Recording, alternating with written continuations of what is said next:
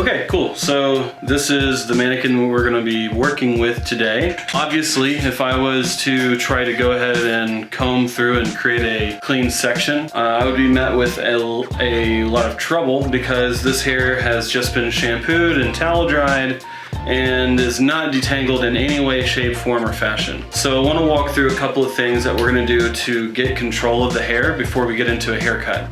The first thing that I like to do is I like to use something that is water-based and has a spray or works as some sort of a leave-in conditioner that will be sprayed into the hair. One, this will help to balance out porosity so that if the hair is going to dry while I'm working on it, it will dry a little bit more evenly. The other reason is to keep the hair nice and soft and moisturized while we're working so that I don't have to make use of quite as much water while we're working through a haircut. So what I'm using for my purposes in this setting is the Marula Oil Style Extending Primer. Some other really great products you could probably use would be the Boomerang Restyling Mist. Heat Seal is another great one. You could also go in with products from other companies. I work with Paul Mitchell. A lot of the products that I happen to use are going to be that, but it doesn't necessarily mean that there aren't some other brands out there that make some decent products. This is just what I happen to love, so follow along if you will. I'm just gonna spray a couple of times just throughout the hair in and of itself. I might lift the hair and spray into what we call the pockets of the hair. I'm not trying to be very conservative with how much I use. It's okay to have a lot of this in the hair. And once we have that in there, we're gonna do two things. The first thing is that I want to try to comb that hair backwards. I'm focused on a front to back movement of my comb. It's perfectly fine if I'm met with a bit of resistance at this point.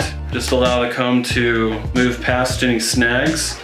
The main purpose of combing the hair back at this moment is to distribute the product. We're not focused so much on detangling just yet. The next thing that I like to work with when getting set up and prepared to either cut or style hair is some sort of a cream-based leave-in or some sort of a clear leave-in.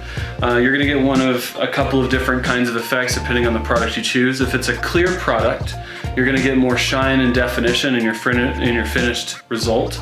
If you're looking at using a cream-based product, chances are you're gonna see a little bit more foundation and memory. So choose whatever you think is appropriate for what you're using. You can also choose something that kind of falls something in between. I'm gonna be using Memory Shaper from Invisible Wear, just a tiny bit. The main reason for this is also, once again, to keep control over my sectioning and just aid in keeping the hair prepped and easy to work through. Okay, so at this point in what we're working with here, at this juncture, the main goal is to distribute and detangle the hair as much as humanly possible. So what we're gonna do is work through that in sections, similar section angles that we'll be utilizing through the haircut. Because I am working on creating a one length haircut, I'm gonna be utilizing horizontal sections. This is going to give me the ability to keep as much weight at one point as humanly possible.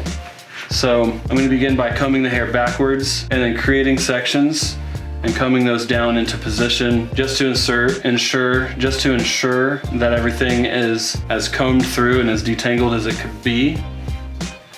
This is also going to help us in breaking down the amount of resistance through the hair so that our work remains as clean and tidy as possible. So as you can see, because of how much I've combed through the hair, I can simply place this comb anywhere that I want to on the head, and we are able to create a much cleaner parting than we would have if we had not combed through that hair.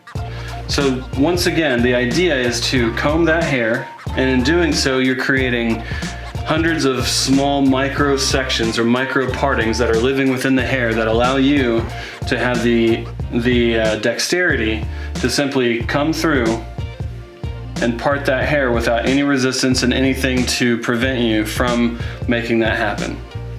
So what I'm gonna do here is we're gonna create a division line from front to back, and then we're gonna create another one that goes from the high occipital to mastoid process on both sides. This will give us a working area that lives in the nape area and sets us up to where we can go ahead and begin our haircut. So what we'll do to start this off is we'll begin by creating a division line from front to back, and then another one that goes from the high occipital area of the head to the mastoid process on both sides. This will allow us to work in the nape first in our haircut, and then continue through the temples and eventually reach the top as our last point. So stay tuned in the next video. This one was a small snapshot of planning out and controlling the hair, and the next one will get through the entire basic shape, refinement, and finish of this haircut.